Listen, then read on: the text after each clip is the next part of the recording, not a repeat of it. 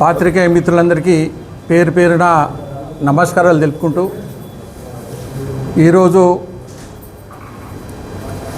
Doctor Raghu గారి సమక్షంలో ఈ ప్రెస్ మీటు, అందులో భాగంగా మా సతీమణి మీనా గారు, నేను భారతీయ జనతా పార్టీకి రాజీనామా చేస్తున్నానని పత్రికా ముఖంగా తెలియజేసుకుంటున్నాను. ఎందుకంటే నన్ను ఆల్రెడీ పార్టీ సస్పెండ్ చేయలే, మిస్టర్ ఏడీ సస్పెండ్ చేశాడు. మీరు అనుకుంటున్న నిజామాబాద్ పార్లమెంట్ సభ్యులు, వారికి విధి విధానాలు ఏమీ అక్కర్లేదు, పార్టీ సిద్ధాంతం అక్కర్లేదు. ఎస్, కొరుట్ల కార్యకర్తలు బార్డర్లో ఉన్న సైనికులతోటి సమానం. నా మెట్టిపల్లి బీజేపీ, బీజేవైఎం అందరూ కూడా ఇక్కడ. ఆనాడు దత్తాత్రేయ గారు వారి అధ్యక్షన నేను కన్వీనర్గా చేసిన, మొన్నటికి మొన్న కన్వీనర్గా చేసిన. నాకు కార్యకర్తలతోటి చాలా సన్నిహితం ఉంటుంది. ఏ ప్రోగ్రాం అయినా కన్వీనర్ బాధ్యత. వీరు ఏమంటున్నారంటే, మిస్టర్ ఏడి, నువ్వు వచ్చిన తర్వాతనే పార్లమెంటు నిజామాబాద్ ఒంటెత్తు పోగడతోటి నువ్వు మాట్లాడే విధానం. ఇక్కడ 3 సార్లు చెన్నమనేని విద్యాసాగర్ రావు గారు ఎమ్మెల్యేగా, 2 పర్యాయాలు ఎంపీగా, కేంద్ర సహాయ మంత్రిగా చేసింది మర్చిపోయినావు. అదేవిధంగా కీర్తిశేషులు వెంకటరమణారెడ్డి గారు దామన్న, వారిక్కడ ప్రతి ఇంట్లో ఒక బీజేపీ ఫలాన్ని అందించిన కీర్తిశేషులు దామన్న. నీకు విధి విధానం లేకుండా ఇష్టం వచ్చినట్టు మాట్లాడుతున్నావు. భారతదేశంలో 370 ఆర్టికల్ ఉందా లేదా? లేదు. కానీ నిజామాబాద్ పార్లమెంటుకు 370 ఆర్టికల్ ఉంది. వీరు చెప్పిందే వేదం, వీరు చేసిందే వేదం.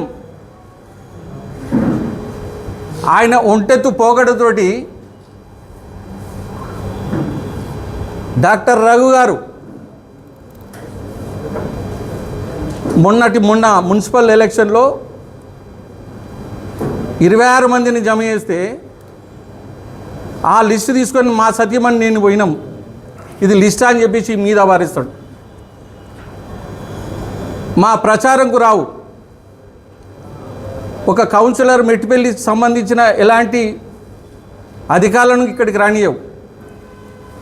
మెట్టిపల్లి మీదకి వెళ్ళి కొరుట్లకు పోతావు, జైత్యాలు పోతావు, రాయకలు పోతావు. ఇక్కడ ఎందుకు ప్రచారంకు రాలేదు మిస్టర్ ఏడి? ఇది ఖచ్చితంగా ఒక భాగంలో పన్నాగము.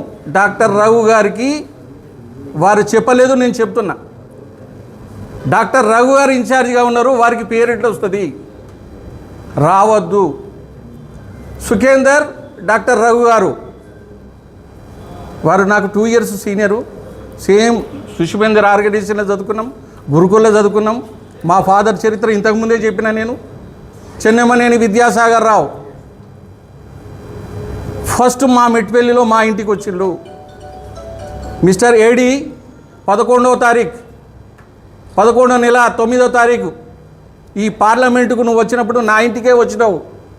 మళ్ళీ ఒకసారి గుర్తు చేస్తున్నా పత్రికా మిత్రులకు, ఆయన వచ్చిన తేదీ నా ఇంటికే వచ్చిండు. ఆనాటి సుఖేందర్ ఈనాడు ఎందుకు కోవర్ట్ అయిందంటున్నావు? ఎందుకు ప్రక్షాళన చేసినట్టున్నావు?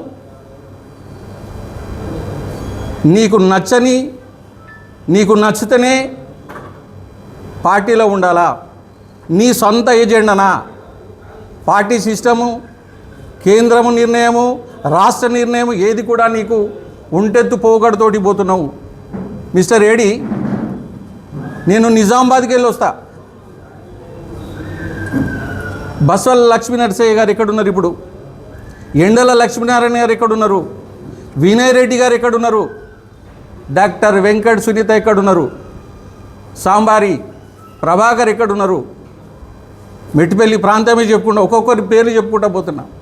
సురవి నవీన్, డాక్టర్ రఘు గారు, డాక్టర్ సునీత గారు. మరి ఎమ్మెల్యేకు నువ్వు ఇక్కడ ఏం పొడుద్దామని చెప్పేసి నిలబడ్డావు? వీళ్ళు లేరా? ఓడిపోతావు అనేది నీకు తెలిసే 4 రోజుల ముందుకెళ్ళి ఇదే బిల్డింగ్లో ముల్లే మూట చదువుకొని పోయినది వాస్తవమా కాదా?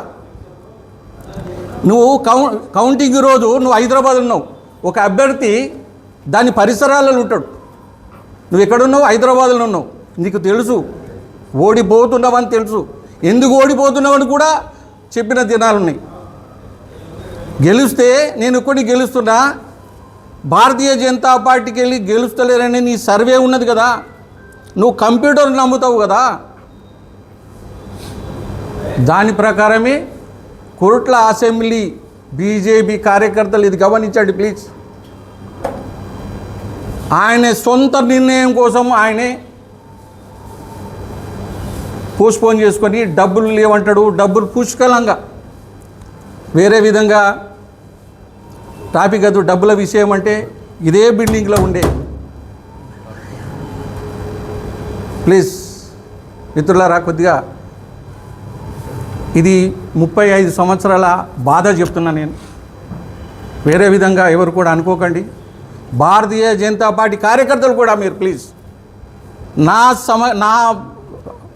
స్థాయిలో ఉండి 1 కాదు 2 కాదు 3 కాదు 4 సార్లు గెలిచిన డాక్టర్ రవి గారు చైర్మన్ చేద్దామంటే వీరితోటి నాకు టికెటే వద్దన్నమాట.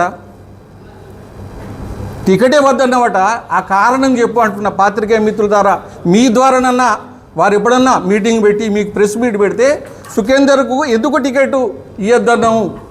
గెలిచిన తర్వాత వేరు. గెలిచిన తర్వాత నాకు చైర్మన్ కావద్దంటే ఆ రోజు నువ్వు వేరే ఫోన్ చేసి సుఖేందర్ వద్దు, ఎవరైనా కానీ పర్వాలేదు, వాడు సుఖేందర్ గా గౌన్లోడా అనే నీకు ఎక్కడి ధైర్యం అది? ఒక నిజమైన నాయకునివి బీజేపీ పార్టీలో భ్రష్టు పట్టిస్తున్నావు భారతీయ జనతా పార్టీని. కేంద్ర నాయకత్వం అవసరం లేదు, రాష్ట్ర నాయకత్వం అయితే ఈయన 370 యాక్టికల్ ఉన్నాడు. 370 ఈయనది. నిజామాబాద్లో నడిపిస్తున్నాడు ఆయనే పార్లమెంటు. చెప్పండి, కార్యకర్తలు ఉసిగొలుపుతావు నువ్వు. ప్రింట్ మీడియా, ఎలక్ట్రానిక్ మీడియా అనేది వ్యవస్థ ఉంటుంది. పాత్రికేయ మిత్రులు ఉండేది వాస్తవం. డాక్టర్ రవి గారి మీద ఎన్ని నిందలు మోపుతున్నావు నువ్వు. పార్లమెంటు 2 సార్లు నిలబడ్డావు, ఒకసారి ఎమ్మెల్యేగా నిలబడ్డావు. నీ ఓటు శాతం ఏం తగ్గింది చెప్పండి. నీ ఓటు శాతం మిస్టర్ ఏడి, వీరి ద్వారా నీకు సమాధానం నీ ద్వారా రావాలా. కోట్ల అసెంబ్లీ స్థానంలో నీకు పెరిగిందా తగ్గిందా? నీ ముంగట తెల్లబెట్టలు మంచిగా రెడీ అయితే నీకు నచ్చది. బండి సంజయ్ గారితో నాకు చాలా సన్నిహితం. ఒకటే ఆర్గనైజేషన్లో ఒకటే స్థాయికి వెళ్ళొచ్చినాం.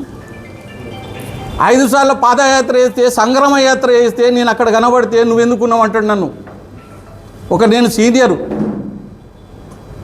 ఆయన బండి సంజయ్ అనబడది. కిషన్ రెడ్డి దేశం కోసము ఒక విధి విధానం పెట్టుకొని ఒక ఆఫీసు మెయింటైన్ చేసుకున్న కిషన్ రెడ్డి గారు అక్కడ ఉండి విధి విధానాలు చూసుకొని ఒక స్థాయికి వచ్చిన సామాన్య కార్యకర్తకి వెళ్ళి ఇలా సెంట్రల్ మినిస్టర్ అయిన కిషన్ రెడ్డి గురించి ఎన్ని మాట్లాడుతున్నావు? నీకు పార్టీల ఎవరన్నా ఒక్కరు నచ్చిన ఒక్కరి పేరన్నా చెప్పండి. మా సతీమణితోటి మేము వారి దగ్గరికి పోయి ఎలక్షన్లో ఎంత ఖర్చు పెట్టుకుంటున్నాము, నీదొక లెక్క ఖర్చు, మాదొక లెక్క. ఆయన మాట్లాడిన విధానము, మా బాబుది పెళ్ళి అన్నయ్య ఎందుకు రాలేదని మా మిస్సెస్ అడిగితే బద్ధకం, ఒక మినిమం కామన్ సెన్స్, ఒక బీజేపీ పార్లమెంట్ సభ్యునివి బద్ధకం అనే వర్డు నీకు ఎట్లా అనుభూతి అవుతున్నది అంటే కార్యకర్త అయినా నాయకునికైనా నీకు మాట్లాడే విధానం ఎవరండి జీవన్ రెడ్డి గారు? జీవన్ రెడ్డి, జైత్యాల జీవన్ రెడ్డి గారు ఎవరు? నీకేం సంబంధం?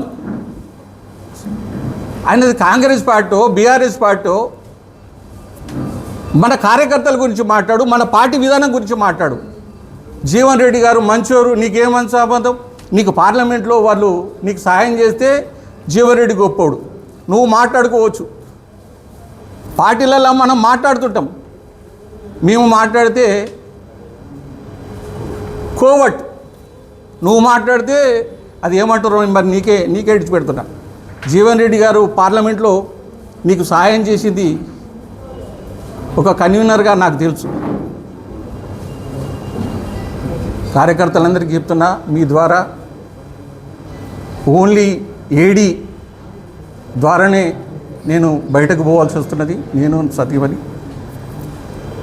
దేశం కోసం, ధర్మం కోసం ఇప్పటికీ నిజమైన కార్యకర్త అంటే భారతీయ జనతా పార్టీ కార్యకర్త తప్ప నాకు వేరే ఏ పార్టీలో కనబడిని. అసలు సిసలైన భారతీయ జనతా పార్టీ సైనికుడు వాడు. వాళ్ళను తక్కువ చేసి మాట్లాడుతున్నావు మిస్టర్ ఏడీ. నీకు ముందు రోజుల్లో తగిన గుణపాఠం. నిన్ను ఏనాడు కూడా నిన్ను ఇడిచిపెట్టేది లేదు. ఎవరి తోడు పెట్టుకున్నావో సుఖేందర్ గౌడ్, నువ్వు మాట్లాడిన విధానం ఇప్పటికీ నేను మర్చిపోను. ఎన్నో సంవత్సరాల కళ చైర్మన్ చేద్దామని, ఆ చైర్మన్ గిరిని, చైర్మన్ వ్యవస్థను డాక్టర్ రఘు గారిని అడ్డం పెట్టుకొని మమ్మల్ని కానీయకుండా చేసినావు. రఘు గారితో నాకు టికెటే వద్దన్నావు. ఆ కారణం మీ ద్వారా అడుగుతున్నా. నేను ముందు ఎన్నో విషయాలు ఉన్నాయి. చిన్న పార్టీ మీటింగ్ కాబట్టి మీకు చెప్తున్నా. అట్లాంటి ఒక 100,000 ఉన్నాయి. ఈయన బాధితులు నిజామాబాద్ పార్లమెంట్లో వందలాది మంది ఉన్నారు. అన్ని వివరాలు అతి త్వరలో చెప్తాము. డాక్టర్ రఘు గారి సమక్షంలో ఏ పార్టీలో పోతున్నామో ఏది ఉంటే తదుపరి మీకు నిర్ణయిస్తాము. Thank you. So Metpalli BJP కంచుకోట.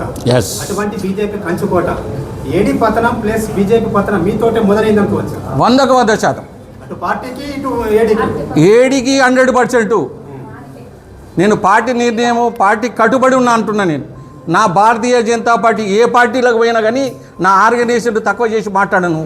నేను అందులో 35 సంవత్సరాలు జెండా మోచినని. నాకు ఆ పార్టీ నాకు ఒక విధి విధానం నేర్పింది. ఊరికనే కార్యకర్తగా కాలేదు.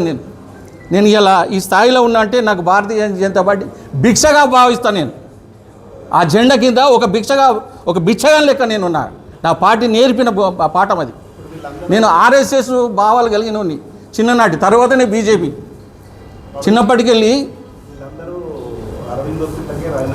100% ఆ పేరు ఉచ్చారణ కూడా రాదు నాకు. నువ్వు చెప్పిన పేరు ఏడి, ఆయన బాధితులే. 100% ఆయన బాధితులే. ఎవరికి చెప్పలేదండి. గతంలో 5-6 నాయకులు రాజీనామా చేశారు. వాళ్ళ వ్యక్తిగతంగా వాళ్ళు మాట్లాడలేకపోయిన సుఖేందరు మేము మాట్లాడినా అంతే. ముఖ్యంగా బీజేపీ పార్టీలో దొరికే వాళ్ళను దొరికేయడం కోసమే ఇలాంటి కార్యక్రమాలు చేయడం వల్లనే మీరు ఇలాంటి డిసిజన్ తీసుకున్నారా?